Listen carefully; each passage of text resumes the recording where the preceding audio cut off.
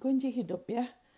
Thank you Lord Jesus. Kita sudah sering dengar ya ayat yang mengatakan bahwa Yesus bilang, aku datang untuk memberikan hidup dan memberikannya dalam segala kelimpahan. Ya, haleluya. Maaf saya lupa memperkenalkan diri. Haleluya. Saya Monica Hicks ya. Haleluya, thank you Lord Jesus. Saya pernah sekolah Alkitab di Rema 2 tahun, di situ saya ketemu suami saya. Dan kemudian kita pernah tinggal di Indonesia di Manado selama beberapa tahun. Sekarang kita balik ke Amerika ya. Amin, puji Tuhan. Puji Tuhan, Tuhan buka pintu untuk saya bisa menjadi berkat di P3K ini. Melalui ini juga untuk para pendoa semua, imam ya, imam yang rajani dan semua yang mendengarkan hari ini. Saya percaya ini sudah akhir zaman ya. Ini saatnya kita sebagai tubuh Kristus untuk kita lebih lagi bangkit dan berjalan dalam jati diri kita yang sebenarnya. Haleluya.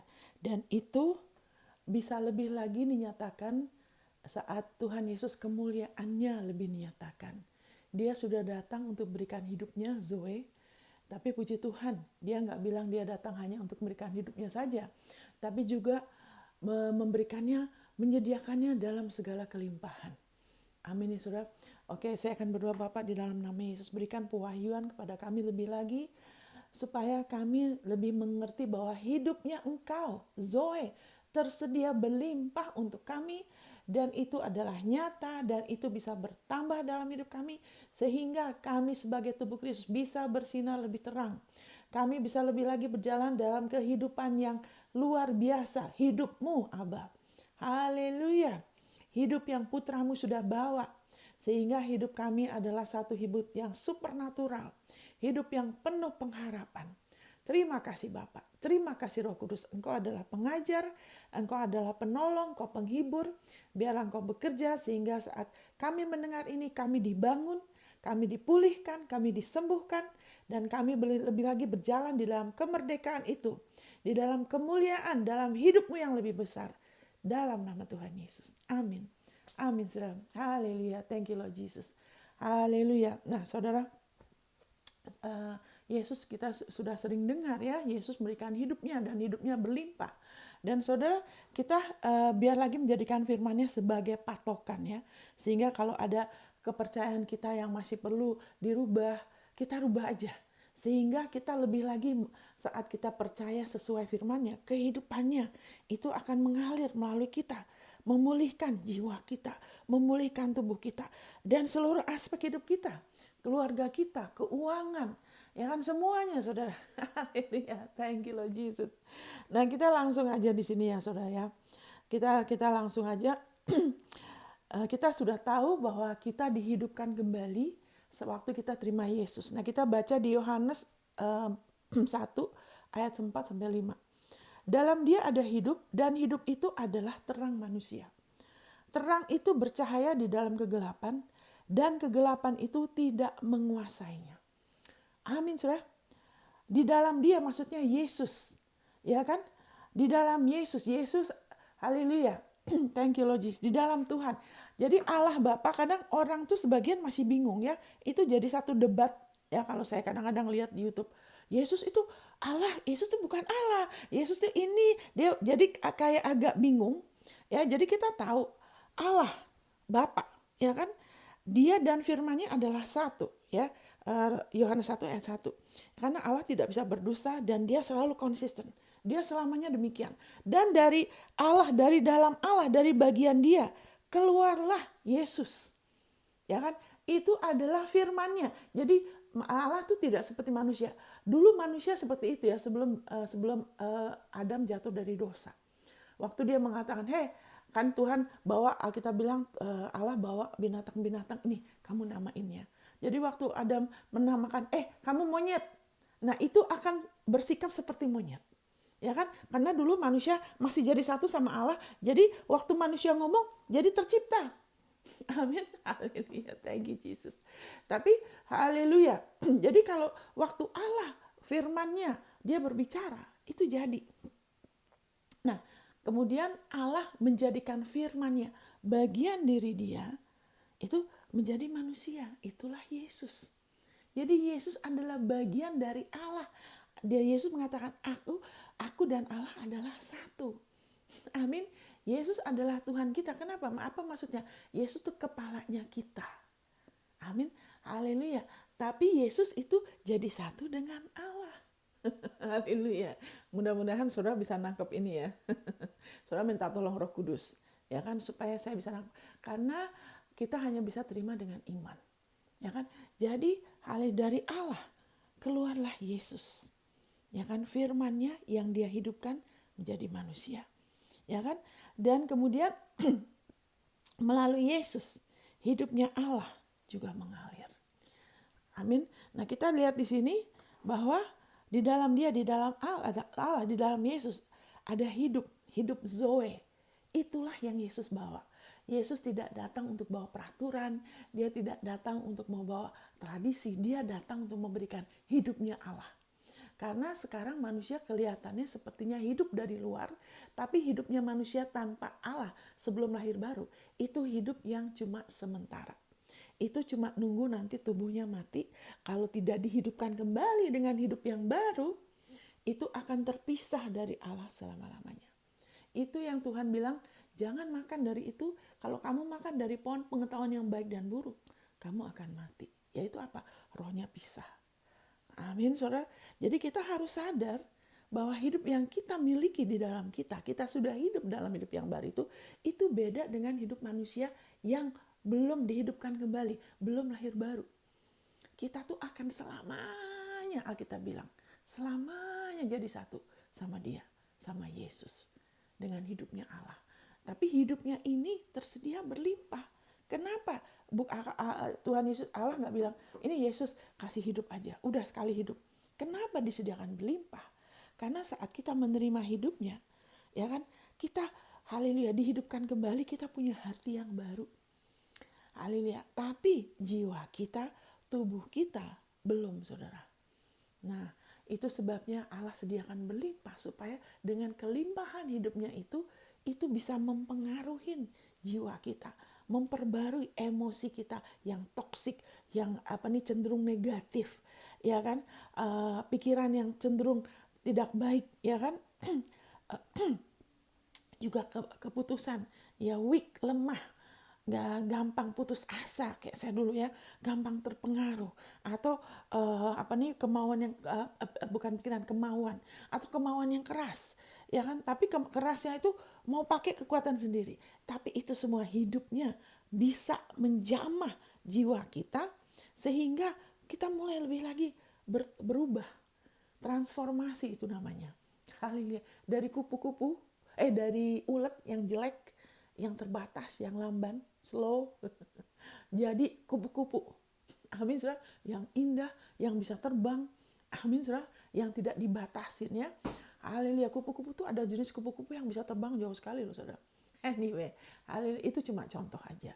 Ya. Nah, sekarang bagaimana caranya supaya hidupnya itu lebih lagi memberi efek, ya kan, kepada jiwa kita, kepada pikiran kita, kepada emosi kita, kepada kemauan kita, kepada tubuh kita, ya kan. Dia ingat, ya kan, Tuhan Yesus tidak datang untuk memberikan teologi, ya kan. Teologi itu baik, ya kan, selama itu sesuai firman, dan itu jangan dipisahkan dari hidup kita sehari-hari, ya kan. Amin, saudara. Haleluya. Dan sekarang kita fokus aja, ya kan. Di sini dikatakan hidup itu terang manusia, ya kan. Kenapa kita bisa menerima Yesus walaupun waktu itu kita kegelapan? Kenapa kok kita bisa menerima Yesus? Karena firman itu mengatakan terang itu bercahaya dalam kegelapan saat Injil diberitakan. Terang Injil. Injil adalah kuasa Allah untuk menyelamatkan. Saat itu diberitakan, terangnya bersinar. Ya kan? Saat kita nyalakan lampu, kan kegelapan pergi. Kenapa? Haleluya. Kenapa kita bisa terima? Pada waktu itu kita gelap. Yesus menyebut kita tuh bukan hanya kamu tuh di dalam gelap. Enggak. Dia menyebut kita darkness. Kita disebutnya gelap. Kegelapan loh. Dia menyebut orang itu kegelapan. Amin, saudara. Tapi terang itu bersinar. Kemudian dikatakan di sini, Ya kan? Bercahaya dalam kegelapan, Injil itu bercahaya. Dan kegelapan itu tidak dapat menguasainya. Saat kita dengar Injil, firman kasih karunia, firman penebusan Yesus, kegelapan tidak bisa menguasainya. Ya, iblis itu pendusta, saudara ya. Iblis mau mata kita tuh jangan berfokus kepada terang, tapi berfokus kepada hal-hal yang mau bikin kita bingung. Misalnya dosa. Wah itu, jadi karena ada dosa itu sebabnya Tuhan tidak bisa sembuhkan apa nih Tuhan tidak bisa bantu kamu seperti di perjanjian lama. Padahal saat kita terima Yesus pertama kali kita ada dosa loh. Bahkan kita manusia berdosa. Jadi sebetulnya dosa tidak bisa menghalangi seseorang untuk menerima hidupnya Tuhan. Ya, dengar baik-baik. Dosa, kita semua masih, jiwa kita masih harus diperbarui. Kita salah lagi, ya kan, keliru lagi. Ada dosa di dalam, masih ada daging ya.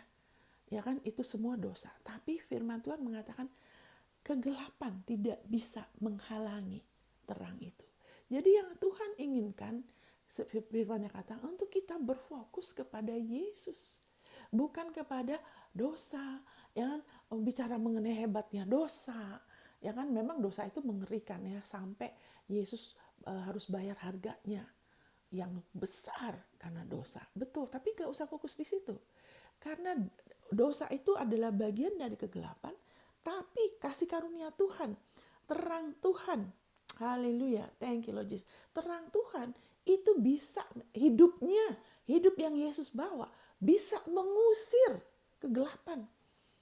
Amin saudara, haleluya. Thank you Lord Jesus. Puji Tuhan, terima kasih Bapa. Engkau menyediakan hidupmu berlimpah. Haleluya. Jadi kita nggak usah fokus kepada perbuatan kita, perbuatan orang, apalagi terus kita omong-omongin, itu tidak menolong. Tapi lebih baik kita fokus kepada terang. Ini kan judulnya kunci hidup.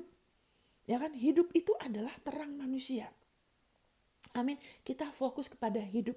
Nah, sekarang bagaimana secara praktikalnya ya, gimana kita bisa terapkan sehingga kunci hidup. Hidup itu lebih lagi mengusir segala sesuatu yang sempat nempel di jiwa kita, juga termasuk efek, ya kan, efek dari kesalahan kita dulu, ya kan, bertahun-tahun mungkin cara makan yang salah, gaya hidup berdosa yang dulu ya sebelum kita lahir baru, itu semua ada efek ya, apakah di tubuh, apakah di jiwa, cara pikir yang salah.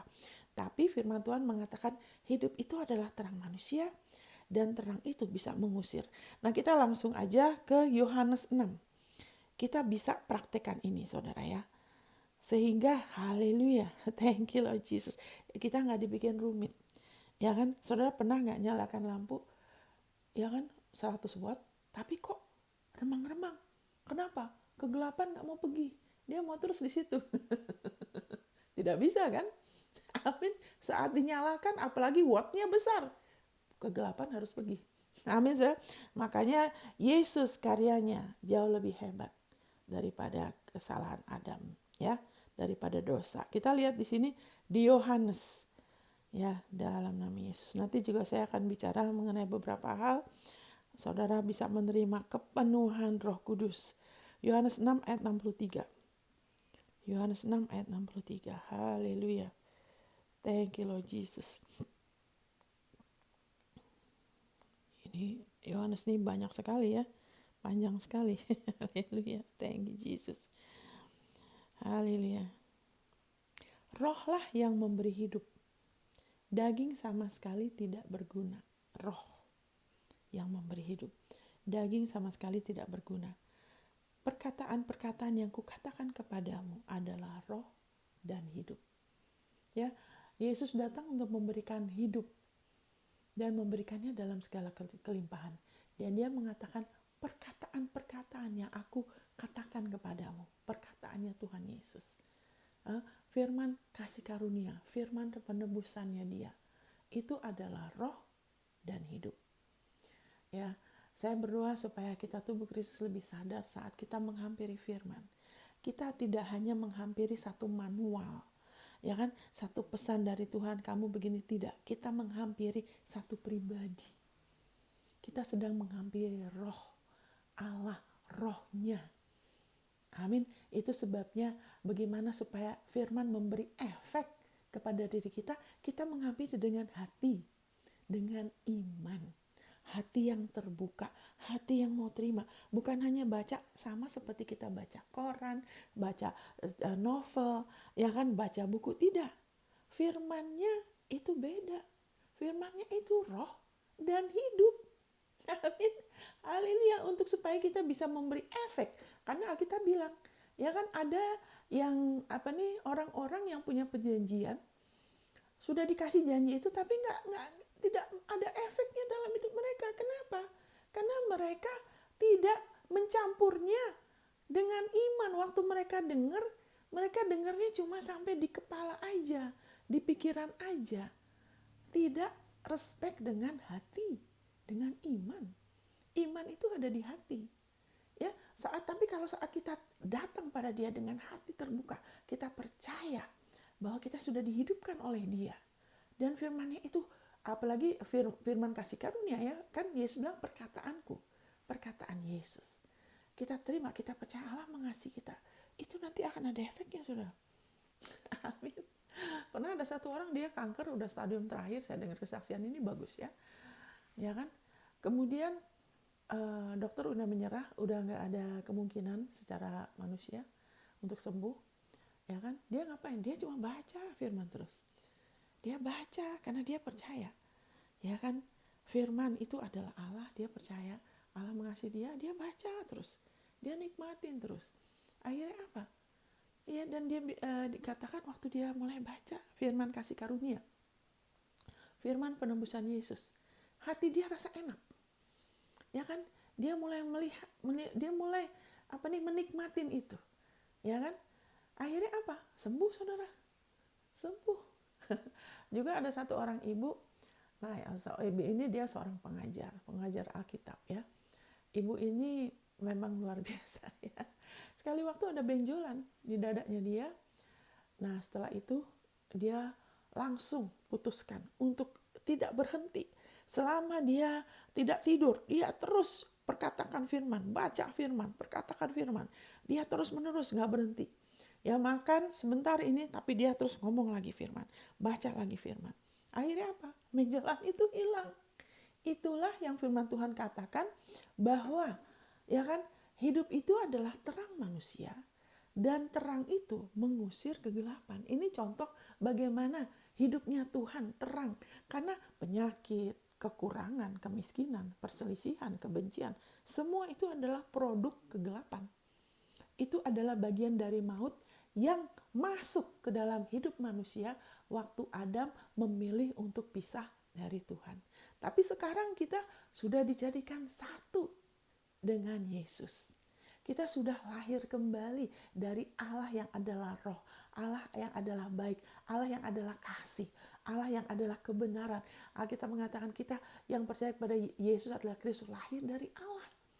Amin. Dan kita adalah tubuh Kristus, Yesus adalah kepala, berarti kita sudah jadi satu dengan Dia yang adalah sumber hidup. Amin. Haleluya. Thank you Lord Jesus. Kita sudah jadi satu. Kabar baik. Ya kan, sepertinya gini saudara. Makanya kenapa kita bilang jangan suka membanding-bandingkan ya. Kenapa? Karena Allah mau kita sadar bahwa di dalam diri kita setiap anak-anaknya itu sudah ada sumber. Ada satu sumber yang tidak pernah kering. Ya, haleluya. Makanya dikatakan kamu tuh seperti sumur yang gak pernah kering. Ya kan, taman yang diairi dengan baik, itu Yesaya 58 ayat 11. Kamu tuh taman yang diairi baik. Kamu tuh seperti mata air yang gak pernah kering. Kenapa? Karena kita sekarang ini itu sudah digenapi. Kita sudah jadi satu dengan Yesus. Di dalam setiap kita ada sumur. Ada satu sumber di mana kita bisa menimba, dan Allah mau mata kita kepada Yesus karena Dia pemimpin iman kita, supaya mata kita jangan jelalatan ke kanan dan ke kiri. Sehingga lupa, ya kan, kita kemudian sakit hati karena orang itu gak bantu saya, orang itu gak nolongin saya waktu saya. Nah kenapa? Lupa bahwa di dalam diri kita Ada sumber di mana kita bisa menimba apapun yang kita perlukan seumur hidup kita loh saudara. Kenapa ngiri kalau kita semua punya akses kepada satu yang tidak terbatas? Kecuali kita belum bisa melihat. Amin saudara. Haleluya. Nah dulu kita pernah tinggal di Manado, di satu tempat yang agak tinggi. Manado tuh berbukit-bukit ya. Saya bukan orang Manado, tapi kita tinggal di situ lama karena Tuhan pimpin kita. Dan di tempat kita tinggal itu karena tinggi, orang punya kesulitan air. Nah puji Tuhan kita sewa rumah, orang itu ownernya gali lebih dalam, yang lain cuma 5 meter, dia 10 meter ke bawah. Sehingga di musim apapun airnya nggak pernah berhenti. Ya itu menyebabkan tetangga-tetangga hampir tiap hari datang. Kita ada selang, silakan.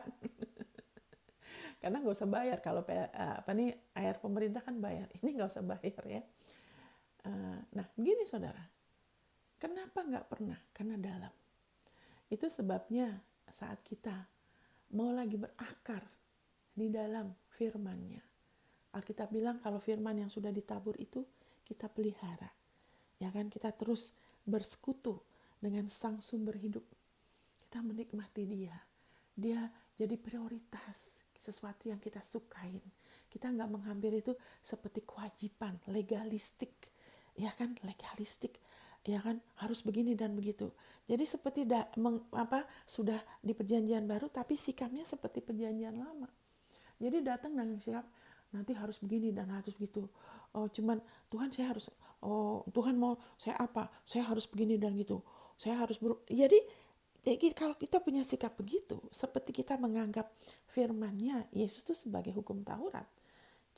Kita hidup peraturan seperti anak sulung itu ya. Ya kan? Ingat cerita anak sulung dan anak bungsu ya. Dia fokus kepada ketaatan dia sendiri untuk dibenarkan. Ketaatan itu baik selama ketaatan itu karena kita tahu kita dikasihin. Itu namanya ketaatan iman. Kenapa kita lahir baru? Kita taat dengan iman. Harusnya ketaatan iman, yaitu apa? Kita tahu kita dikasihin. Kita melakukan karena kita tahu kita dikasihin. Nah itu oke. Tapi kalau ketaatan yang kaku, ya kan, seperti anak sulung itu, ya kan, supaya diterima, supaya dilayakkan, itu menyebabkan kasih karunia-Nya tidak bisa mengalir. Itu akan menyebabkan banyak perselisihan di gereja, di pelayanan, biarpun sudah lama melayani Tuhan, ya kan, karakternya nggak terlalu berubah, ya kan. Jadi sayang, ya kan. Tuhan mau kita menghampiri, kita sadar bahwa saat kita menghampiri firman-Nya adalah roh dan hidup, ya kan. Tuhan Yesus bilang kalau kamu makan tubuhku, minum darahku, apa? Kita makan firman kasih karunia, firman penebusannya. Kenapa dia harus disalib? Kenapa dia nggak mati waktu dipukulin? Udah setengah mati. Kenapa dia terus bertahan sampai udah nggak bisa? Waktu itu fisiknya kan sebagai manusia perlu waktu untuk sembuh ya. Saudara, waktu itu Yesus nggak ada dosa, saudara. Kalau dia tidak serahkan nyawanya, biarpun dia udah setengah mati tubuhnya, dia bisa oke lagi loh.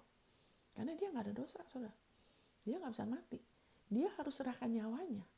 Karena dulu manusia tidak diciptakan buat mati. Manusia nggak bisa mati, karena Allah juga tidak bisa mati. Manusia diciptakan seperti Allah. Manusia sebetulnya dulu tidak bisa mati, karena tidak ada maut di Taman Eden. Kenapa sekarang manusia mati? Kenapa ada umur? Karena manusia sempat pisah dari Tuhan. Itu sebabnya Tuhan Yesus bilang, kamu yang percaya sama aku, kamu tidak akan binasa, kamu akan selama-lamanya hidup. Kenapa? Karena kita sudah punya Zoe, hidupnya dia. Dan itu selama-lamanya. Kita nggak akan bisa dipisahkan lagi dari kasih Allah, dari Yesus. Selama-lamanya kita sudah jadi satu. Selama-lamanya kita hidup. Kita sudah, kebinasaan itu sudah tidak menjadi bagian hidup kita. Amin, saudara. Jadi manusia tidak bisa mati, tapi puji Tuhan, kita dihidupkan dengan hidupnya dia. Haleluya.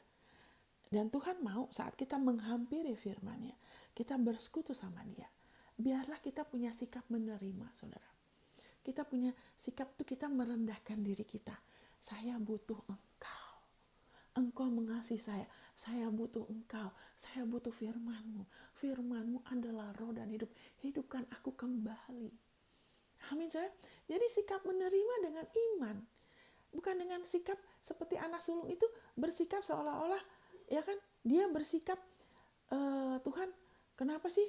Oh, saya kan udah begini dan gitu. Harusnya Engkau kasih saya ini dong. Harusnya Engkau berkati saya dong. Harusnya Engkau sembuhkan saya dong. Nah, itu nggak bisa mengalir nanti. Makanya dia punya masalah. Dia punya masalah kalau saudara, ada di antara saudara punya masalah kalau lihat saudara seiman diberkatin, ya kan, saudara tidak suka. Oh, saya kan lebih berjerih payah, saya ini lebih banyak berkorban dalam pelayanan. Kenapa Tuhan? Orang itu tanda kutip lebih diberkatin. Itu. Kenapa begitu, saudara? Karena tidak melihat firman-Nya sebagai roh dan hidup. Tapi lupa bahwa kita mulai dengan apa? Kenapa kita bisa kenal Yesus? Kenapa kita bisa lahir baru? Karena kita sudah mulai menerima hidupnya, terangnya. Seharusnya kita terima terus. Seharusnya kita tidak berfokus kepada perbuatan kita. Ya kan, kalau ada yang perlu dirubah, ada koreksi ya dalam firman, ada nasihat. Tuhan juga pasti, dia pernah koreksi saya, tapi Tuhan tidak pernah kasar ya. Dia tidak pernah keras. Karena kita sudah lahir baru. Dia bicara tegas, keras sama yang munafik. Ya kan, yang mau dibenarkan dengan perbuatannya, dia tegas, keras. Karena kebenaran diri itu sangat mematikan ya. Itu sangat menipu. Ya kan, sehingga manusia pikirnya oke, padahal tidak oke. Ya, Allah mengasihi manusia, dia benci dengan segala sesuatu yang iblis pakai buat menipu. Ya kan? Oke, balik lagi. Jadi, baiklah kita bersikap waktu kita datang sama dia, kita sadar, saya dihidupkan karena dia, bukan karena kelayakan saya. Kalau bukan karena Yesus yang memberikan hidupnya, Injilnya, saya tidak bisa memelihara diri saya. Amin. Kita jangan geser dari fondasi ini supaya Yesus hidupnya terus bisa mengalir. Jadi begini saudara, ya kan, contohnya ini ya, saya berikan contoh ya. Saya berikan contoh, ini ada 3. Jadi kita terdiri dari 3 ya. Kita terdiri dari 3, yaitu kita adalah manusia yang memilih 3, terdiri dari 3, yaitu yang satu itu roh. Kita tuh makhluk roh. Kita ada roh, ya gitu. Itu pusat kita yang paling dalam itu roh, yang menentukan hidup kita tuh roh, ya kan? Tapi, nah, kemudian di tengah-tengah itu ada jiwa, ya kan? Ya kan, ini roh, hati kita, dan ada jiwa, saudara, ada jiwa. Jiwa ini adalah pikiran, kehendak, dan emosi kita. Jadi antara roh kita, ya kan, ya, sebelum tubuh, ya kan, kita ada tubuh. Antara roh kita dengan tubuh kita tuh ada jiwa. Jiwa kita yang kontak sama tubuh. Ya kan? Jadi roh ini untuk bisa ke tubuh harus lewat jiwa. Ya kan? Roh, ya kan, di dalam roh kita sudah lahir baru. Ya kan? Alkitab bilang kita sudah jadi satu dengan Sang Penebus. Dia kepala, kita tubuhnya. Ya, jadi di dalam kita tuh ada sumber hidup, ada Roh Kudus. Roh kita jadi satu dengan Roh Kudus. Dan itu Alkitab bilang selama-lamanya Roh Kudus dalam kita. Jadi di dalam kita tuh ada sumber hidup. Tapi kalau saudara perhatikan, kenapa banyak anak Tuhan? Ya kan? Mati dini. Ya kan? Penyakit. Ya kan? Atau susah. Miskin sampai ada yang dipenjara. Kenapa? Karena antara roh, jiwa, tubuh ini tidak langsung. Ya kan, makanya dikatakan perbaharilah pikiran kamu, ya kan, supaya kamu transformasi. Jangan seperti dunia. Kenapa? Karena walaupun roh kita sudah ciptaan baru, tapi roh kehidupan Allah itu yang di dalam roh kita untuk bisa menjamah tubuh kita supaya tubuh kita tidak menguasai, karena tubuh itu belum diselamatkan loh. Alkitab bilang, muliakanlah Tuhan dengan tubuhmu. Kamu sudah dibeli, harganya lunas dibayar.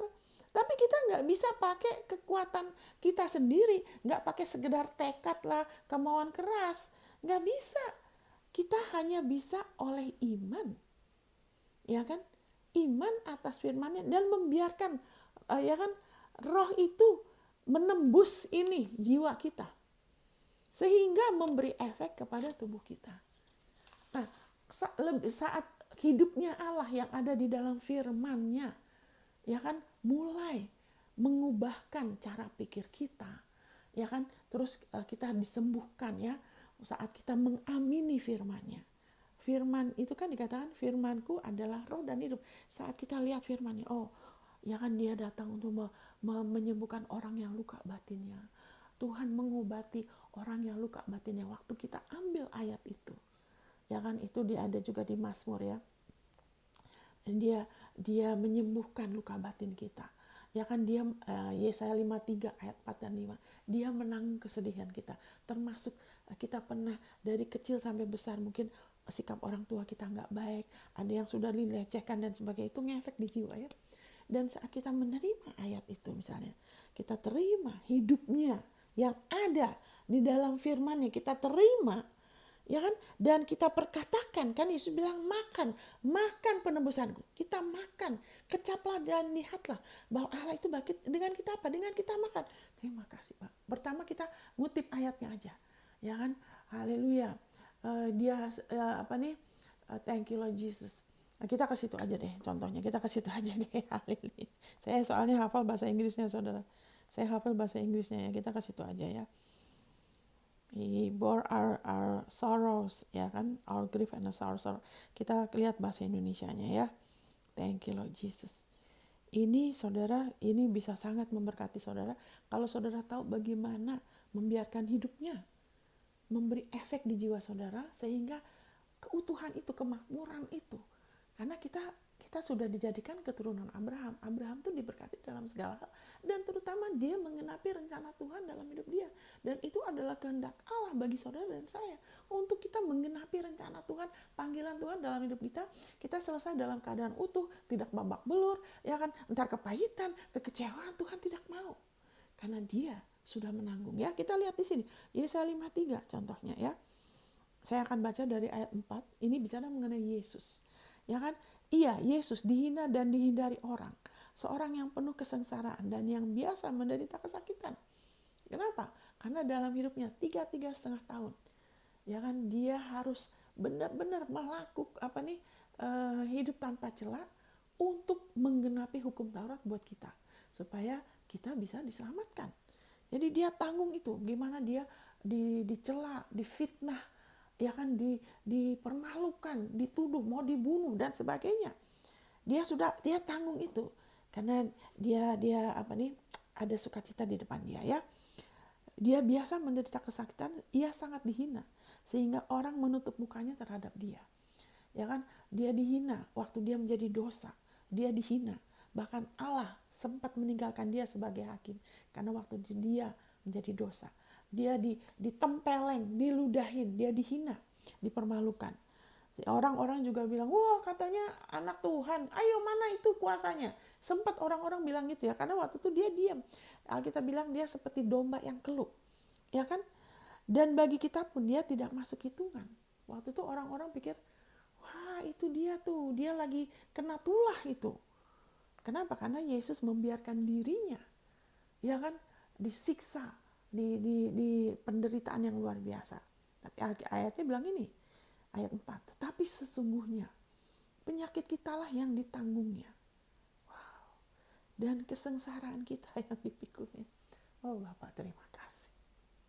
Terima kasih Bapak. Padahal kita mengira dia kena tulah, dipukul dan ditindas salah. Oh haleluya, terima kasih Bapak. Apa yang Yesus sudah tanggung, saudara? Saudara nggak usah tanggung lagi. Mungkin ada di antara saudara mungkin tertekan batin, ada sesuatu yang mengganggu saudara, mungkin bukan di tubuh. Mungkin di tubuh, mungkin ada yang kanker, saya nggak tahu. Mungkin ada yang rasa tertekan, saya tidak tahu. Tapi Yesus sudah menanggungnya buat saudara dan saya. Waktu itu orang-orang mengira dia kena tulah, dipukul dan ditindas Allah. Dan memang saat itu, di atas salib sebelum itu juga waktu dia dipukulin, sampai dagingnya kelihatan saudara. Sampai dia nggak bisa tahan itu. Dia nggak bisa memikul salib. Harus ada orang lain yang Simon ya. Namanya Simon yang Allah sediakan ya. Untuk nolong pikul salib. Karena secara fisik udah nggak mungkin. Udah terlalu banyak darah keluar. Dia memang sedang ya kan menanggung yang seharusnya saudara dan saya tanggung. Seharusnya saudara dan saya yang disalib loh. Seharusnya saudara dan saya yang masuk neraka loh. Karena dosa kita. Tetapi dia tertikam oleh karena pemberontakan kita. Dia diremukkan oleh karena kejahatan kita. Ganjaran yang mendatangkan keselamatan bagi kita ditimbahkan kepadanya. Dan oleh bilur-bilurnya kita menjadi sembuh. Amin saudara. Haleluya. Dia begitu dihina. Ya kan? Itulah kita. Dia begitu dipermalukan di depan orang. Nggak pakai baju. Orang-orang yang dia kenal saudara. Orang-orang yang dia kenal saudara. Amin saudara. Dia benar-benar dipermalukan. Supaya saudara dan saya tidak usah lagi hidup menanggung malu. Saudara dan saya tidak perlu hidup menanggung malu. Mungkin saudara pernah mengalami hal yang tidak baik. Ada orang yang mungkin pernah bangkrut. Dulu mungkin berhasil sekali terus bangkrut. Ada orang yang pernah mungkin ditolak pacar. Dihianatin. Apa-apa saya yang tidak tahu. Tapi rasa malu. Atau mungkin dari kecil suka. Orang tua bilang, kamu tuh bikin malu aja mami. Kamu bikin malu papi. Tapi Yesus sudah dipermalukan. Untuk saudara dan saya. Amin saudara. Haleluya. Dia ditolak oleh Allah saat dia menjadi dosa. Makanya dia berseru, Allahku, Allahku, kenapa engkau meninggalkan aku? Karena saat itu Yesus telah menjadi dosa. Itu 2 Korintus 5 ayat 21. Dia yang tidak mengenal dosa, ya kan, dijadikan dosa. Kenapa dia dijadikan dosa? Karena dia gak kenal dosa. Dosa siapa itu? Dosa saudara dan saya. Kenapa kita manusia mengalami hal-hal yang gak enak? Karena ada dosa loh. Dosa Adam. Karena satu orang ketidaktaatan Adam, kita semua jadi orang berdosa. Dan dosa itu akan menghasilkan maut, gelap, kegelapan. Makanya banyak masalah karena ada dosa. Tapi puji Tuhan, dia yang tidak mengenal, Yesus yang tidak mengenal dosa. 2 Korintus 5 ayat 21 telah dijadikan dosa oleh Allah sebagai hakim.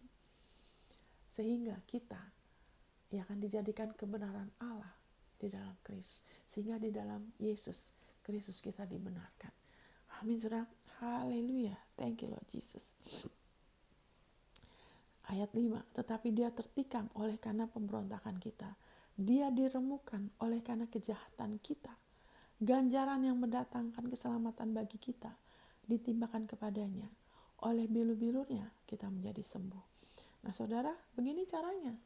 Membiarkan hidupnya. Ingat tadi, ya kan, ini roh kita. Ya kan? Gimana supaya kita sebagai anak Tuhan mengalami hidupnya lebih lagi, karena hidupnya itu ada di dalam roh kita.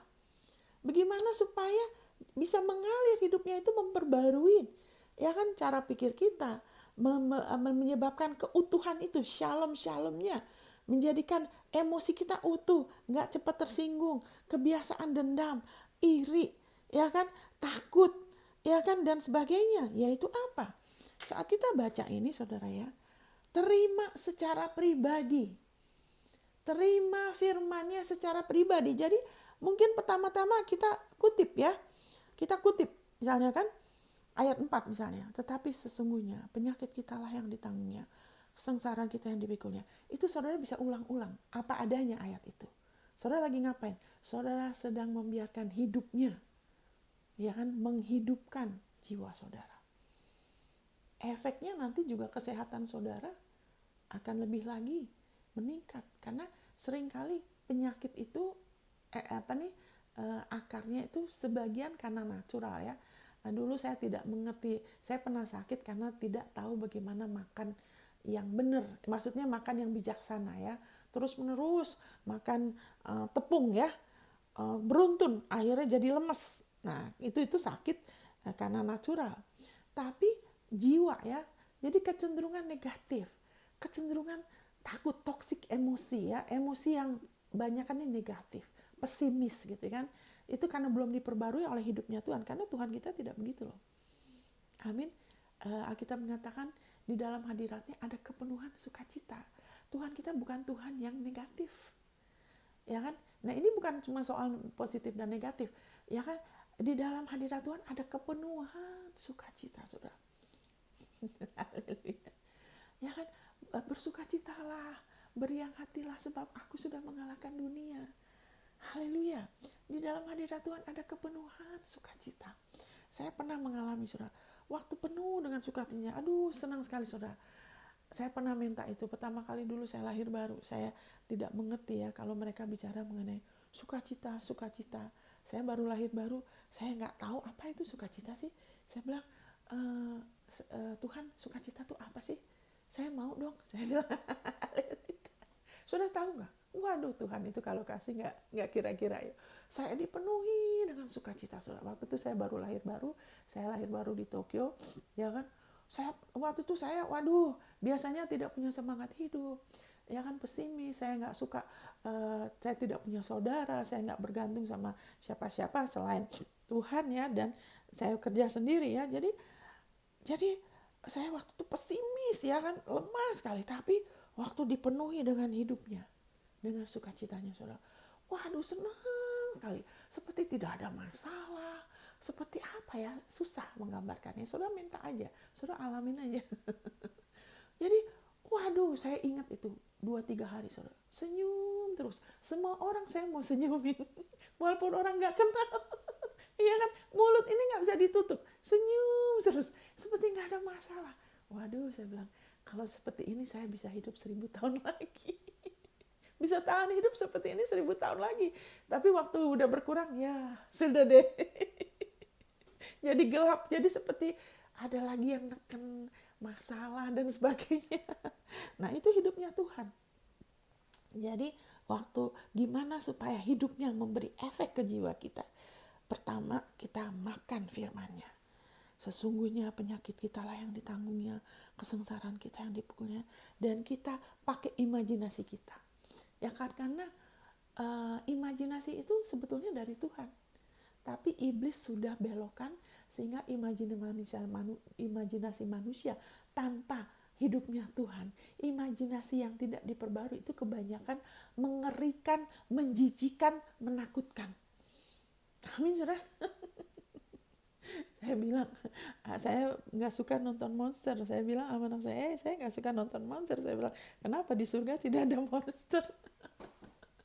Kenapa? Karena firman Tuhan mengatakan di Filipi 4 ayat 8, ya kan, pikirkan ini, apa yang mulia, apa yang indah, apa yang patut dipuji, apa yang murni, ya kan, pokoknya hal-hal yang apa nih, nanti Saudara baca sendiri di ayat 8 ya, semuanya yang baik. Pikirkan semuanya itu. Amin, Saudara. Yang bikin segala sesuatu yang bikin tidak enak ya untuk manusia ya, gelap, jijik, mengerikan, ya kan, mengenaskan, menakutkan, itu adalah produk kegelapan. Itu adalah dari neraka, dari iblis. Kenapa begitu? Dulu nggak ada iblis. Allah tidak menciptakan iblis loh. Kalau saya bilang gini, wah, Ibu Monica, lantas siapa yang menciptakan iblis? Saya minum dulu ya. Allah yang baik, kudus, sempurna, yang semuanya hanya anugerah yang baik sempurna, tidak menciptakan iblis loh. Yang menciptakan iblis itu Lucifer. Dulu Allah menciptakan malaikat yang luar biasa, yang sangat-sangat bertalenta, yang indah. Dari dalam tubuhnya bisa mengalir berbagai-bagai musik. Kalau kita sekarang harus pakai alat. Kalau dia enggak, dari dalam tubuhnya loh. Dia pinter, dia bisa dagang segala macam loh. Dia hebat. Tapi dia jadi iblis karena dia jatuh dalam kesombongan. Kenapa dia nggak bisa diselamatkan seperti manusia? Karena dia tidak diciptakan segambar dengan Allah. Makanya waktu dia memilih untuk memisahkan diri dari Allah, dia mau tinggi dari Allah, dia pisah dari terang, dari hidupnya Allah, dia jadi jelek, dia jadi buruk, jadi kejam, jadi gelap, jadi tidak baik, Saudara. Makanya semakin kita lebih lagi memperbarui hidupnya, itu akan mengubahkan. Kita nggak jadi orang yang suka ngeritik, yang suka menghakimin, ya kan, yang cepat tersinggung. Karena jiwa kita mulai dihidupkan. Karena Allah kita bukan Allah yang demikian. Kalau Yesus cepat tersinggung, dia penakut, dia nggak bisa selesaikan tugas dia kan. Amin, dia adalah singa Yehuda. Dia memang domba. Dia seperti domba. Karena dia itu menggambarkan pengorbanan dia. Ya kan, seperti domba yang keluh, dia membiarkan dirinya. Karena Yesus bilang, gak ada seorang pun yang menyerahkan nyawaku, aku yang kasih. Amin, saudara. Tapi dia juga singa. Dia juga Raja Wali, dia juga lembu. Itu semua menggambarkan sifat dia. Ya kan, haleluya. Profetik ya, dia Raja Wali. Haleluya. Lembu, dia punya urapan dia untuk melayani. Dia tuh sekarang pakai kayak kalau pelayan tuh kan pakai lap ya, girde ya. Jadi emas. Ya kan, bagaimana dia terus-menerus ya kan melayani kita. Ya kan, jadi kita kalau kita melayani karena dia yang mempengaruhi kita menjadi orang yang suka melayani. Tapi suka melayani bukan seperti sikap anak sulung itu ya. Oh, selama ini kan aku udah taat, kok nggak pernah kasih aku anak kambing untuk aku bersukacita sama teman. Tidak, karena Yesus tidak begitu. Makanya kalau kita pakai Kristus, kita pakai jati diri kita nggak akan gitu. Oke, anyway, saya harus share, tetap tinggal ya di dalam fokus. Kita lagi bicara bagaimana supaya hidupnya mengubahkan, ya kan? Jadi gimana supaya ini memberi efek? Ini masalahnya kenapa tidak terlalu firman, hidup di dalam firmannya memberi efek. Orang itu sudah, misalnya ada anak Tuhan, sudah kena ikut jadi Kristen sudah 15 tahun, tapi sifat tersinggungnya masih tidak berkurang. Marahnya kok masih, makanya terus orang suka gosip, dia memang orangnya begitu. Nah, itu kita jangan begitu. Kita semua bisa berubah. Ini caranya, yaitu apa? Kita jangan cuman baca ini, ya kan, seolah-olah hanya secara general. Kita jadikan pribadi. Setelah kita ulang-ulang, kita makan firman penebusannya. Karena Yesus bilang yang makan ini benar-benar firmanku itu makanan, dan ini mempunyai efek, hidupnya akan mengusir kegelapan itu dari jiwa kita. Kita akuin secara pribadi gini, tetapi sungguhnya penyakit saya yang ditanggungnya. Dan pakai imajinasi kita, Yesus disalib, itu penyakit saya loh. Sekarang saudara punya penyakit apa? Itu penyakit saya yang dia tanggung loh. Amin, saudara. Saudara lihat dengan mata iman, pakai imajinasi saudara, nggak apa-apa, karena daya imajinasi itu Tuhan kasih, kita pakai untuk memuliakan dia, nggak apa-apa saudara. Pakai imajinasi, itu penyakit saya. Saudara punya penyakit apa? Mungkin jantung, itu penyakit jantung saya, yang Yesus tanggung loh. Ya kan, terus kesengsaraan saya gara-gara sakit atau gara-gara apalah, saya nggak tahu apa yang saudara alami. Kesengsaraan itu, kesusahan saya yang dia tanggung. Jadikan itu pribadi, sehingga itu memberi efek kepada jiwa kita. Amin. Soalnya kalau cuma general, itu jadi sepertinya apa ya, kurang dalam. Seperti tadi saya bilang, sumur itu kenapa? Sumur yang lain sudah kering, kenapa sumur waktu tempat saya tinggal dia nggak pernah kering? Karena lebih dalam. Biarkan firman ini kita tabur, kita rawat sehingga ada akarnya. Karena kalau kita jangan cuma sekali dua kali, nanti kita katakan lagi, kita lepaskan lagi, kita terima lagi, kita makan lagi dengan iman, kita renungkan lagi, kita lihat lagi imajinasi kita.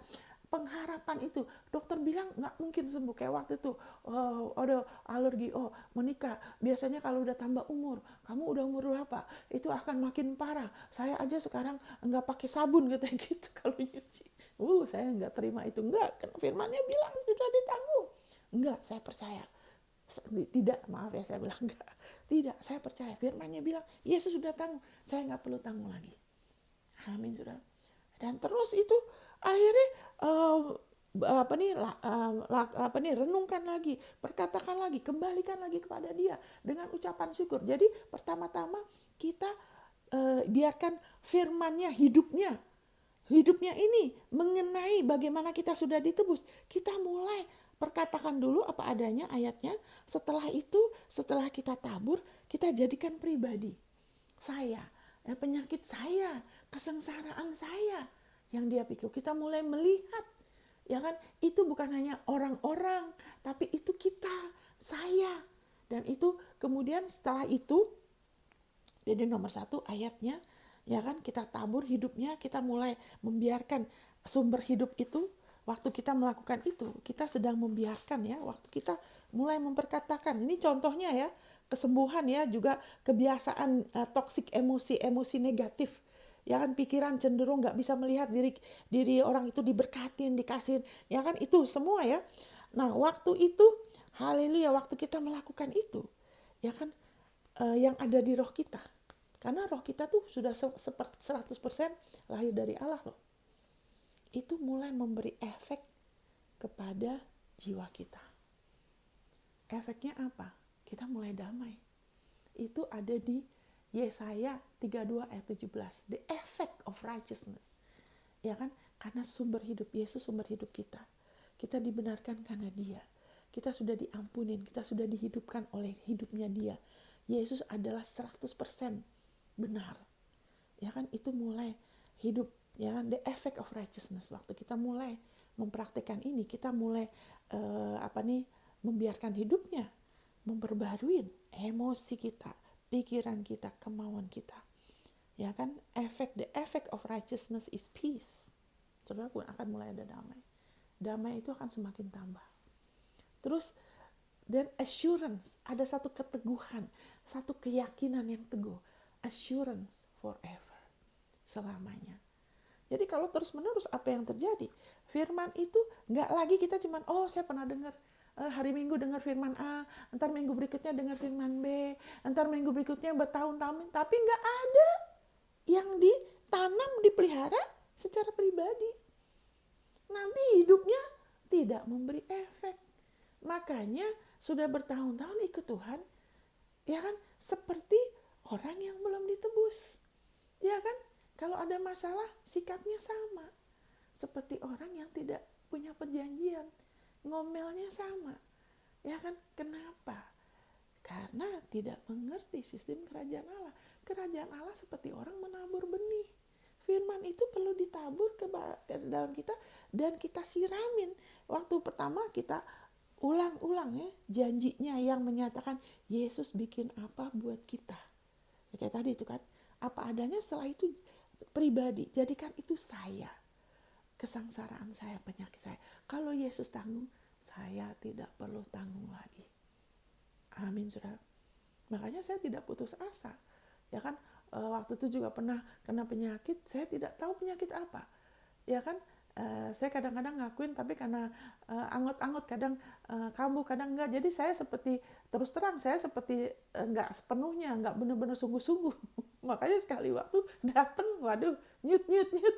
Udah terlambat, mau ngakuin udah terlambat. Kenapa? Karena nggak terlalu, tapi karena ada ayat-ayat lain yang saya tabur, ya kan, saya merasa udah ini udah terlambat, ini udah lagi dalam serangan. Saya bisa merasa tuh nyut. Saya ngelihat Yesus aja. Dia kebenaran saya. Dia yang udah tanggung. Saya lihat, saya pakai imajinasi saya ngelihat pada Yesus. Waktu saya cuma lihat pada Yesus, saya nggak mau tahu apa saya merasa nyut kayak atau enggak. Saya lihat sama Dia. Saudara tahu nggak? Ya kan, Yesus tenangkan saya. Dia bilang, tenang aja, saya akan yang nyembuhin kamu. Waktu dia ngomong gitu, saya tenang, saya ketiduran. Saudara tahu nggak? Habis itu penyakit itu tidak pernah muncul lagi loh. Saya nggak tahu sampai hari ini penyakit apa. Kalau pagi tuh sakit ngilu sekali. Saya nggak bisa menjejakkan kaki saya di lantai loh. Dan saya nggak perlu tahu apa. Karena sering kali orang kasih nasihat tuh mengenai makanan. Oh, kamu harusnya nggak boleh makan. Hei, kita jangan ngandelin makanan. Nggak apa-apa, Tuhan kasih kita hikmat harus makan apa, ya. Kita perlu hikmat, ya. Tapi jangan mengandelin makanan. Andelin Yesus, andelin firman-Nya. Oke, saudara. Jadi, anyway. Jadi, perkatakan firman-Nya, kita mulai hidupnya, kita mulai nyalakan keran. Kita seperti menimba dari sumur. Kita seperti menyalakan keran yang tersambung dengan sumber air yang gak pernah kering. Waktu kita mulai mengakui, mengambil firman, kita lagi mulai itu, nyalakan keran. Ya kan? Dan kita lebih lagi memberi efek waktu kita jadikan itu pribadi. Saya, kesengsaraan saya. Ya kan? Kesedihan saya. Saya suka rasa kesepian. Kayak orang gak bisa mengerti saya. Saya rasa kayak memang ngasihan diri. Ingat, Yesus sudah tanggung rasa malu itu, penolakan, dia sudah dihianati, ya kan, dihianatin sama Yudas, ya kan, dihianatin, mereka semua ninggalin dia, ya kan, tapi Yesus sudah tanggung supaya kita nggak akan pernah, ya kan, ingat itu, lihat itu, bagaimana dia sudah menanggung rasa sakit saya, sakit hati, mungkin saya nggak tahu apa, jadi saya, setelah itu kita balikan ke dia, kita balikan firman-Nya, hidupnya, kita balikan kepada dia. Waktu kita balikan, Bapak terima kasih. Saya percaya Bapak, firman mengatakan bahwa kesengsaraan saya sudah dipikul oleh Tuhan Yesus. Terima kasih Bapak, saya tidak perlu pikul lagi. Waktu kita kembalikan firman itu kepada dia dengan ucapan syukur.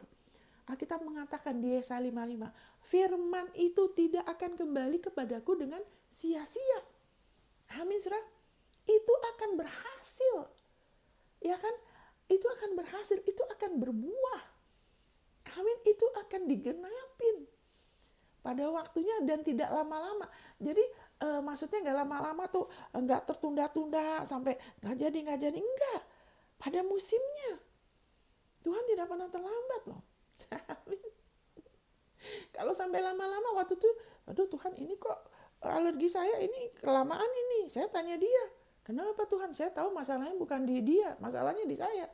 Oh, kamu harus lebih fokus.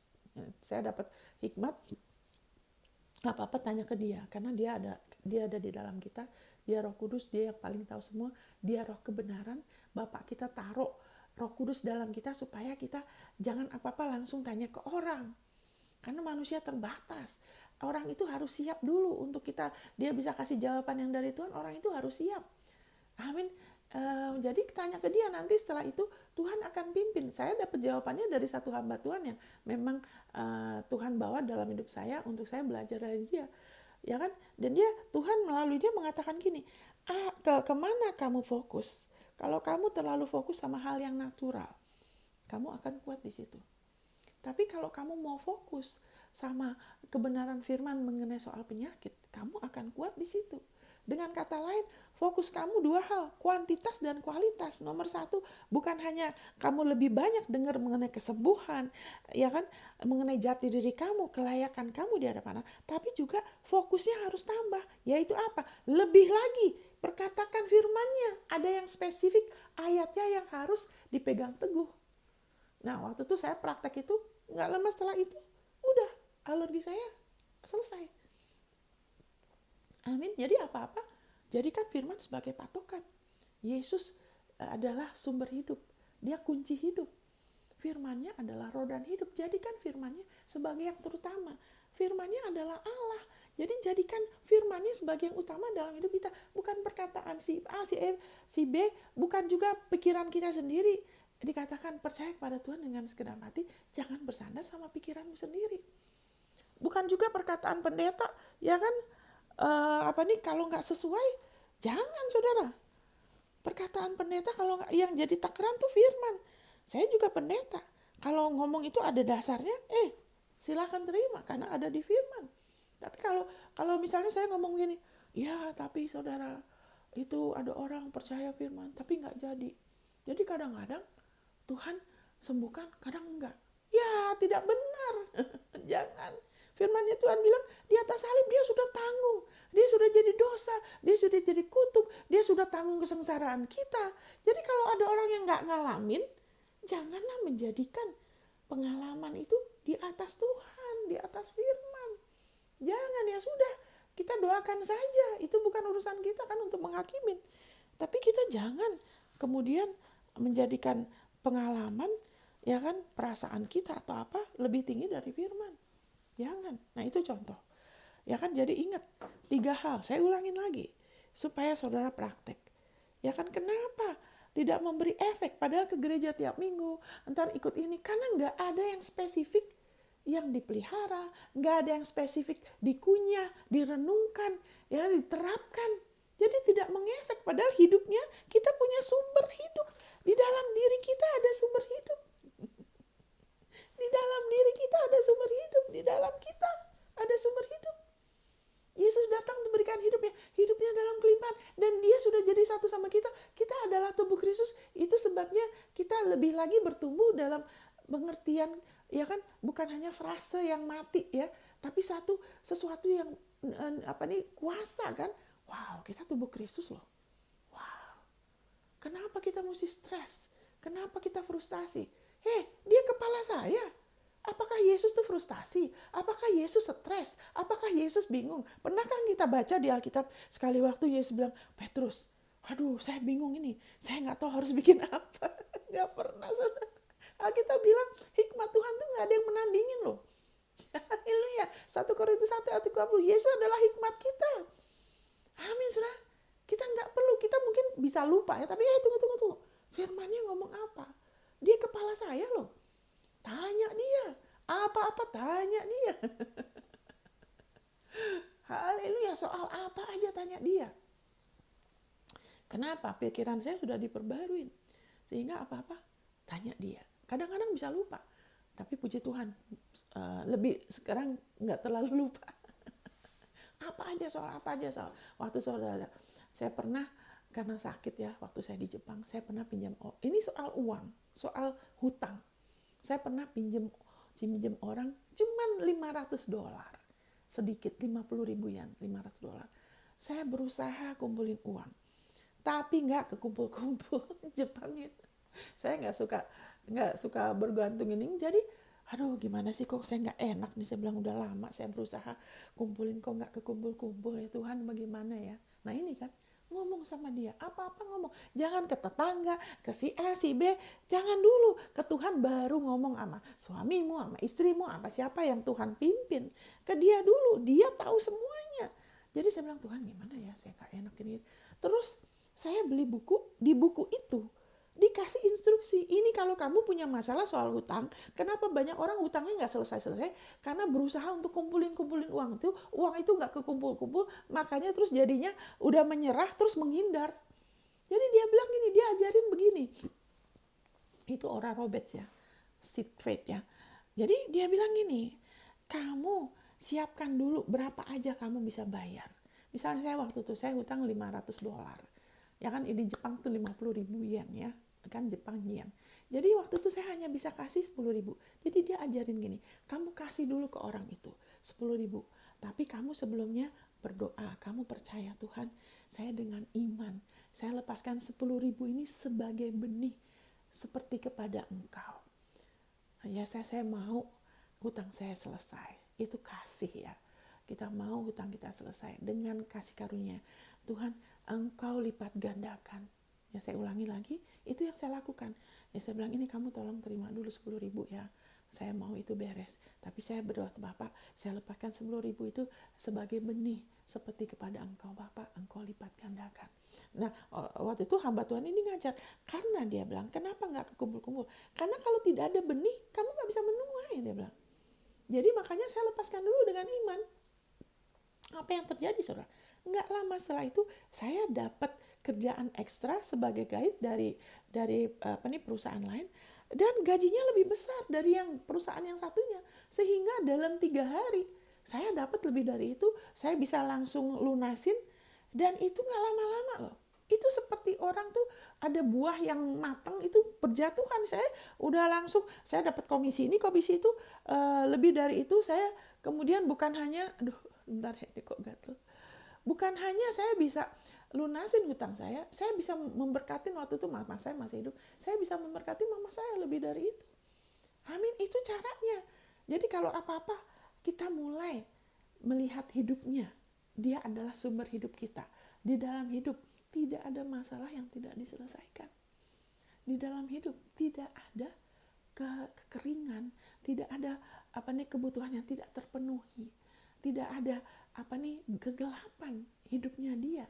Jadi kalau kita rela selalu melihat dia sebagai sumber jalan keluar, nanti ada tuntunan. Saya nggak bilang kita jadi orang aneh, yang nggak tahu bergaul, nggak pernah ngomong. Saya tidak bilang begitu ya.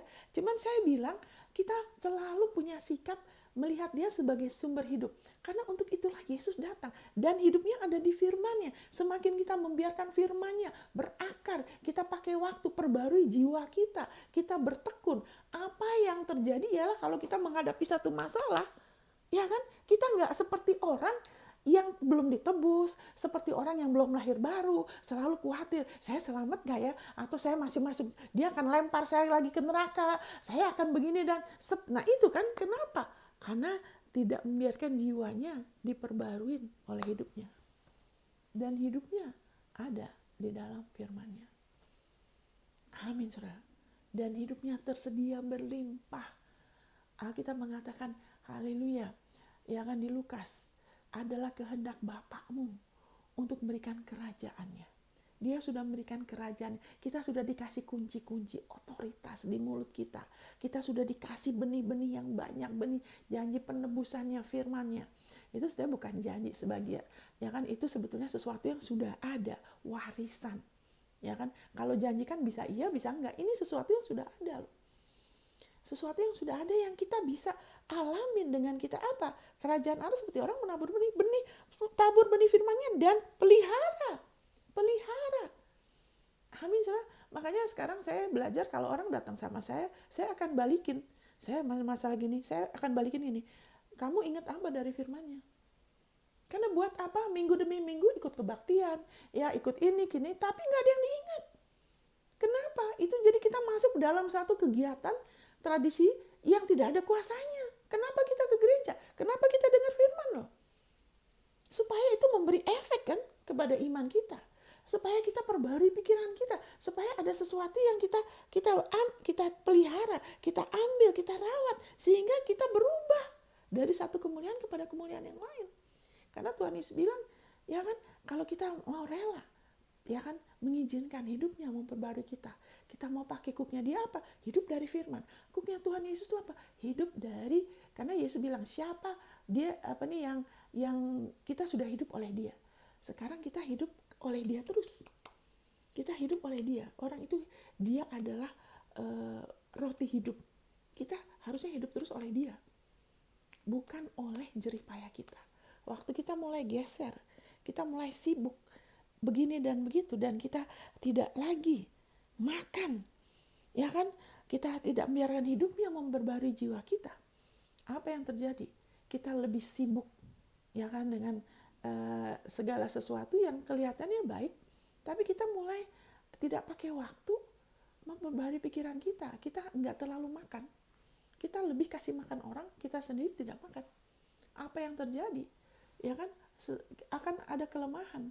Terus, nah ini kan seperti tadi kan, ya ini ya, roh kita, roh kan Yesus bilang, roh itu apa nih?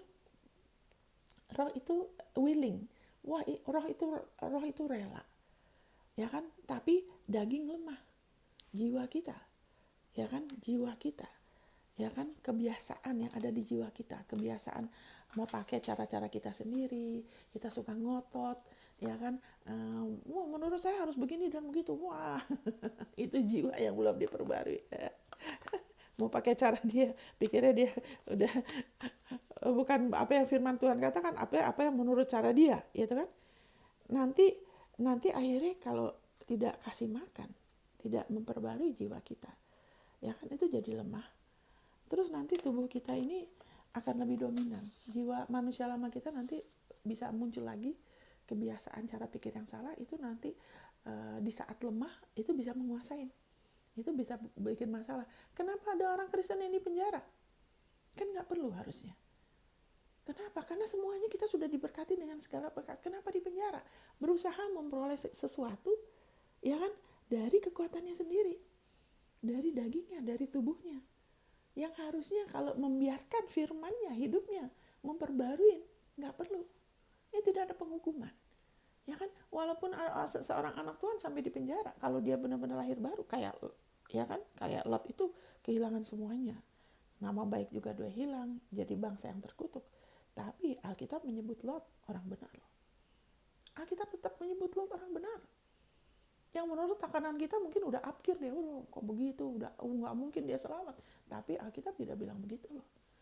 Makanya kita jangan jadikan yang di luar ini sebagai patokan. Karena iblis ada. Jangan kita ditipu ya. Anyway, jadi itu caranya. Itu salah satu ya. Ya kayak saya gitu soal keuangan juga. Ya kan contohnya ya. Ini udah jam 11. Sebentar saudara, saya minum. Saya mau ini yang terakhir tuh saya akan bicara mengenai salah satunya yang nolong kita untuk kita mengalami sungai kehidupan itu bisa keluar, saudara. Itu kepenuhan Roh Kudus. Tapi sebelum itu saya mau kasih tahu yang contoh yang terakhir. Sebetulnya banyak contohnya. Karena anak Tuhan tidak tahu bagaimana. Sebagian ya, saya tahu saudara pernah ngalamin, tapi kita bisa mengalami lebih. Makanya saya juga tiap hari belajar dari hamba-hamba Tuhan yang Tuhan taruh dalam hidup saya yang lebih dewasa. Karena saya tahu kita bisa terus bertumbuh dari satu kemuliaan kepada kemuliaan yang lain. Sayang ya, kalau sama terus gitu. Oke, apa nih? Saya akan kasih kesaksian ini terakhir sebelum saya ngomong mengenai kepenuhan Roh Kudus supaya hidupnya bisa mengalir ya. Contohnya gini, soal keuangan. Banyak anak Tuhan bertahun-tahun, ya kan, sangat dedikasi, kasih perpuluhan terus. Tapi kemudian tidak mengalami, tidak tahu bagaimana menimba dari deposit surgawi. Contohnya mama saya, ya kan waktu itu saya tinggal di Jepang, dia lahir baru dari saya. Kemudian sekali waktu kita tinggal waktu itu di Jakarta Pusat di satu kompleks perumahan yang tua sekali tapi besar. Terus itu diambil alih dengan perusahaan pemerintah. Terus mama saya mau diusir dengan penghuni yang lain, ada 8 keluarga di situ. Terus mau diusir, padahal itu di pusat Jakarta. Itu kejadiannya tahun mungkin 80-an deh. Terus mama saya mau diusir cuma mau dikasih 3,5 juta. Saya bilang mau beli apa 3,5 juta? Mau beli tenda. Padahal rumahnya itu kan. Nah, ini kalau kita selalu menjadikan Yesus sebagai sumber hidup, sumber jalan keluar, firman-Nya, ya kan? Sebagai patokan, itu sangat-sangat menolong saya. Jadi saya bilangin ya mama saya, mami kan kasih perpuluhan tiap minggu ke gereja. Mami ngomong ya, perkatakan Maliaki 3 siang dan malam. Karena firman Tuhan bilang supaya kita merenungkan firman-Nya siang dan malam supaya kita berhasil, saya bilang. Jadi mami ngomong ya, mama saya tuh orangnya rendah hati. Biarpun dia seorang tua, dia mau dengar. Dia lahir baru dari saya karena dia lihat saya berubah sekali. Ya kan? Jadi dia rendah hati, dia mau dengar nasihat saya loh. Dia ngomong tiap kali, tiap pagi, dia ngomong, dia baca itu ayatnya. Mami bacain ayat, tapi harus ngomong. Mami bacain, jadi dia bacain ayatnya. Nah, udah berapa lama? Waduh, jangan pikir kalau saudara kita ngomong perkatakan firman itu Alkitab bilang iblis datang berusaha mencabut loh. Dia akan berusaha menganiaya. Dengan kejadian-kejadian yang melawan firman itu supaya apa? Supaya saudara merubah pengakuan saudara. Saudara nggak lagi fokus di firman, saudara lebih lagi supaya saudara nggak fokus di firman, nggak fokus ke Yesus, tapi fokusnya di perasaan dengan apa yang dari luar, supaya perkataan kita berubah. Karena kalau kita pengakuan kita sama, dia nggak bisa. Dia bisa mau tekan, mau apa. Selama kita terus pegang firman itu, dia nggak bisa, saudara. Karena firman itu Tuhan. Firman itu roh. Roh Kristus itu nggak ada tandingannya, saudara. Ingat, waktu Firaun 10 tulah, ya kan, dia masih bisa tahan orang Israel. Nggak boleh pergi, ya kan, karena dukun-dukunnya juga, Musa bikin ini, dukunnya bisa. Musa bikin ini, dukunnya bisa. Terus 10 tulah, ya kan, tetap nggak dikasih. Tapi waktu terakhir, domba, darah domba. Ya kan, Firaun bilang apa? Pergi. Kenapa? Karena iblis sudah dikalahkan. Itu gambaran perjanjian baru. Kita mengalahkan iblis, segala tipuan dia, tekanan di dalam hidup kita. Bukan dengan kita tekad, bukan dengan kita kemauan keras, tidak. Kita adalah umatnya, kita adalah umat perjanjiannya, kita sudah dibeli, kita adalah miliknya dia, kita adalah imam dan raja. Kita mengalahkan itu oleh apa? Oleh darah anak domba. Makanya waktu darah domba itu ditaruh di palang pintu, mereka makan domba Paskah. Ini bicara mengenai kita makan firman penebusan, firman kasih karunia, kita makan, kita renungkan, kita perbarui pikiran kita. Iblis tidak punya jalan keluarnya, dia tidak setara sama Allah. Makanya kemudian Firaun bilang apa? Pergi. Nah itu kan, itu gambarannya. Kita kenapa mengalahkan dia bukan dengan kita begini dan gitu, tidak loh. Dengan saya begini, jangan. Karena kita dibenarkan tuh bukan karena jeripaya kita. Jeripaya kita di dalam Tuhan itu penting. Itu akan ada kemuliaan, akan ada mahkota loh, akan ada upah. Tapi itu bukan kelayakan kita. Bukan kita yang mengalahkan iblis loh. Tapi oleh darah domba. Dengan kita terus beriman. Saya sudah dibenarkan karena Yesus. Saya sudah diampunin loh. Oke, mungkin ada salah, tapi saya sudah dibenarkan. Ingat, mereka yang makan domba Paskah itu, apakah mereka semua kelakuannya benar? Tidak kan? Kenapa mereka nggak kena penghakiman waktu penghakimannya Allah turun atas bangsa Mesir? Kita mengatakan Allah hanya melihat darah. Malam ini aku lewat ya. Dia menghakimin karena Firaun waktu itu pernah bunuhin anak-anak loh. Amin, dosa tuh ada efeknya. Dia bilang, sekarang malam ini aku lewat, kalau aku lihat darah, aku lewat. Dia bilang, kenapa? Karena itu berarti sudah ada yang menanggung. Kenapa saudara dan saya tidak lagi harus menanggung hukuman dosa? Kenapa firman Tuhan mengatakan tidak ada penghukuman untuk kita yang berada dalam Kristus? Kenapa firman Tuhan mengatakan bahwa kita dihidupkan kembali? Kenapa bisa ada Roh Kudus? Kenapa? Karena haleluya, darah Yesus sudah membayar harganya.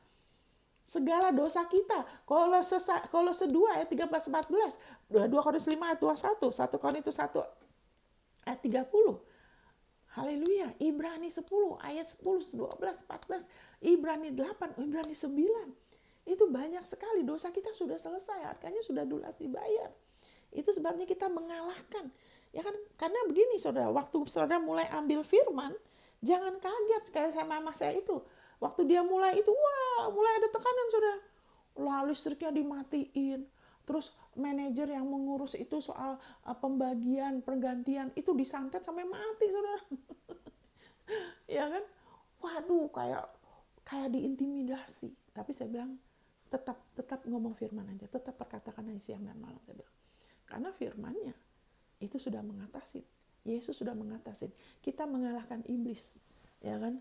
Jangan sampai kita geser dari ini. Kita mengalahkan iblis oleh darah anak domba dan perkataan kesaksian kita. Kesaksian apa? Firmannya ngomong apa? Firmannya kita bersaksi, ya kan? Firmannya. Saya punya saksi bahwa saya sudah ditebus. Kenapa? Yesaya 53 ayat 4. Saya punya saksi dari firman-Nya bahwa saya sudah dilepaskan dari kuasa gelap, bahwa saya tidak lagi dikutuk karena Dia sudah menebus saya dari kutuk gelap. Bersaksi, mengatakan apa yang firman-Nya katakan. Maksudnya itu bukan kita bersaksi di gereja, bukan itu ya. Bukan itu, tapi bersaksi. Ya kan? Pengakuan kita selaras dengan firman. Karena kalau gitu iblis sudah nggak bisa apa-apa. Makanya waktu darah domba, mereka makan domba Paskah, darahnya sudah di ini. Firaun bilang pergi. Iblis tidak bisa menahan kebaikan Tuhan dalam hidup saudara dan saya. Kita hanya diminta sebagai cara makan dari Yesus, dari penebusannya, dari firman kasih karunia-Nya, dari pengampunannya. Kita terus-menerus mengingatkan lagi dan lagi, teguhkan lagi dan lagi. Bagaimana saya sudah diampuni dan saya sudah dibenarkan. Saya bukan hanya diampuni, dibenarkan, sudah dilayakan. Satu kali selamanya sudah disempurnakan. Itu di Ibrani 10. Kalau saudara merasa, ini kok kayaknya saya nggak pernah dengar ya. Saudara minta Roh Kudus. Saya dulu waktu mulai belajar ini, waduh, saya bilang ini sepertinya Kak terlalu tinggi di awan-awan, terlalu melebihi pikiran saya. Tapi it's okay. Kenapa? Karena kita bisa bertumbuh. Jadi jangan ukur apa-apa dari apa yang kita sudah tahu. Saya menyayangkan kalau orang selalu menganggap sesuatu yang baru itu pasti sesat. Mana firmannya? Kalau ada di firmannya, kita yang perlu berubah loh. Kalau kita selalu ukur segala sesuatu dengan yang kita sudah tahu, kita nggak bisa bertumbuh. Karena yang kita tahu itu masih harus berubah, harus bertambah loh. Allah kita tuh besar, penebusannya hebat, saudara. Amin, saudara. Thank you Lord Jesus. Jadi waktu itu saya bilang mama saya, udah tenang aja. Waktu itu saya tidak tahu seperti sekarang. Kalau tahu mungkin bisa lebih cepat ya. Tapi Tuhan itu bisa nolong kita di level mana aja. Mama saya tidak tahu banyak. Ya kan, saya kan belajar atau dia kan enggak. Dia cuma tapi dia dia melakukan, dia menabur firman, dia beriman. Akhirnya kemudian dengan singkat kata, ya kan, dari 3,5 juta dia waktu itu berapa tahun lalu dia dapat jumlah sekian yang lebih lah, mungkin 25 kali lebih, ya kan. Nah sudah gitu, nah dia biasa gitu kan, rumah yang waktu itu dipakai kan agak besar, jadi dia mau rumah yang gede. Saya mau rumah yang 2 tingkat, yang 500 meter, ya ada 2 kamar gini, bla bla, mau dekat rumahnya temannya dia, saya mau rumah yang begitu. Nah terus, ini saya lagi ngomong prakteknya. Kenapa posisi kita itu, firman itu hidupnya itu terlibat sekali dalam hidup kita sehari-hari, saudara. Itu bisa dipraktekkan. Firmannya adalah hidupnya. Jadi kemudian, ini kan dia, saya pengen rumah. Karena kan cuma diganti uang. Uangnya juga nggak banyak. Terus uangnya itu dipegang kakak saya yang laki. Nah dia nggak percaya firman. Ya kan, dia marahin mama saya. Dia bilang, apa mau kasih perpuluhan? Pendetanya aja naik BMW, katanya gitu. Karena dia nggak mengerti firman, dia tidak hidup oleh hidupnya Tuhan. Belum waktu itu ya. Jadi segala sesuatu cuma kelihatan yang dari luar. Tidak mengerti bahwa perpuluhan itu bukan cuma soal uang, itu soal iman. Ya kan, orang yang selalu pikirannya di uang, akhirnya lama-lama nggak kasih, nggak bisa konsisten karena tidak mengerti bahwa prinsip firman itu adalah hidup, itu adalah iman, ya. Oke, kemudian mama saya kemudian tulis surat sama saya. Waduh, aku nggak berani kasih perpuluhan, kokomu yang pegang, kakakmu yang pegang, terus dia marah-marah. Nah, dia kirim surat, saya tidak tahu. Hari itu, hari di mana saya terima surat dia, malamnya saya ngimpi, saudara. Makanya waktu kita perkatakan firman, hidupnya adalah Yesus sendiri, hidupnya adalah Allah sendiri. Itu sangat penuh kuasa loh, saudara. Sangat penuh kuasa. Dan itu akan memang seperti apa yang firmannya katakan. Itu nggak akan dipermalukan. Oke, jadi waktu itu saya dapat ngimpi malamnya. Sadar saya nggak tahu dia tulis surat. Saya dapat ngimpi, saya melihat mama saya, dia bawa tas, ya isi uang. Saya tahu itu dalam mimpi itu, saya tahu dia itu isi uang. Terus dia taruh. Nah waktu dia taruh gini, saya lihat satu pria lewat, tek. Terus mati lampu, biar pet gitu loh. Waktu nyala lagi, pria ini udah ambil itu tas. Jadi kemudian saya lihat dalam nama Yesus bilang, kembalikan itu tas. Terus dia taruh itu tas lagi. Nah hari itu saya dapat surat dari mama saya. Jadi dia bilang, aduh aku gak berani gini. Saya bilang, Mami, Tuhan kan sudah bantu. Ya dari 3,5 juta sekarang udah dapat berapa kali lipat. Oke lah, kelihatannya seperti tidak cukup. Tapi kan Tuhan setia. Jangan sampai nggak memuliakan dia dengan harta kita dong, saya bilang. Nanti Mami nggak bisa dapat rumah yang Mami mau, saya bilang. Amin. Karena untuk kita beriman harus ada tindakan, ya kan? Ya kan? Jadi akhirnya saya cuma ngomong gitu, tapi puji Tuhan mama saya beriman. Padahal dia nggak tahu banyak, ya kan? Nggak apa-apa tahu banyak asal bukan cuma teori ya. Kita perlu praktekkan gitu loh, bukan cuma asal tahu, kita mau praktekkan kan supaya kita ngalamin. Jadi dia nggak habis akal. Biasa kan ibu-ibu suka, dia orang tua, dia suka apa nih, simpen kalung emas, cincin emas. Jadi rupanya dia takut, dia ambil tuh kalung perhiasan emas dia ambil beberapa, dia bawa ke gereja. Dia bilang, ini perpuluhan saya. Amin, sudah. Nggak lama setelah itu, ya kan, berapa minggu kemudian, kakak saya keluar kota, dia lagi main ke rumah temannya yang dia pengen, rumahnya dekat situ. Terus dia ketemu satu orang yang lagi mau jual tanahnya, terus dikasih diskon besar sekali, dikasih diskon 30% kali. Terus dia waktu itu cuma ada uang sedikit, dia langsung kasih panjer sebagai uang muka. Ya kan, jadi waktu kakak saya yang laki itu pulang, wah Mami udah kasih panjer. Ya akhirnya puji Tuhan, uang dia kakak saya tambahin, terus direnovasi. Saudara, semua yang dia mau, rumah ini begini-gini dia dapat, saudara. Itu sebagai contoh. Firman-Nya adalah roh dan hidup. Firman-Nya adalah Tuhan sendiri. Waktu kita lebih memilih ke firman-Nya, kita sedang merendahkan diri kita. Makanya Alkitab bilang, yang percaya kepada Dia, ya kan, Yesus sebagai kebenaran kita, percaya untuk solusi, ya kan, firman-Nya mengatakan apa? Itu tidak akan dipermalukan. Itu benar, Saudara, tidak akan dipermalukan. Jadi kalau ada orang yang mengalami atau apa, jangan membiarkan itu membuat kita goyah. Tidak. Ya, semua orang itu kan pengalamannya beda-beda. Kita berdoa aja untuk kita lebih lagi mengalami, karena firman itu tidak bisa berdusta, Saudara. Amin, Saudara. Kita nggak usah kecil hati. Kita bisa tanya kalau kita pribadi. Kalau orang lain kita nggak usah menghakimin. Kita doakan saja. Yang penting sikap kita. Yesus itu sudah memberikan nyawanya buat kita, hidupnya buat kita. Ayo kita menghargai hidupnya dengan lebih lagi. Tuhan Yesus, aku mau lebih lagi menerima firman-Mu. Apa-apa selalu ke Dia. Untuk segala hal, hubungan dengan yang lain juga, perkawinan juga, nggak tahu masalah apa, anak-anak juga, kan ada ayat-ayatnya. Keturunan orang benar diluputkan. Percaya sama Dia. Percaya anakku Yesaya 54 mengatakan semua anakku diajar oleh Tuhan, bukan tentang Tuhan, ya. Dan besarlah kesejahteraan mereka. Mulai lepaskan itu, pelihara itu ayat-ayat, Saudara. Saudara tidak akan dipermalukan. Amin, Saudara. Ya, saya nggak keburu ini. Tuhan memberkatin ya yang di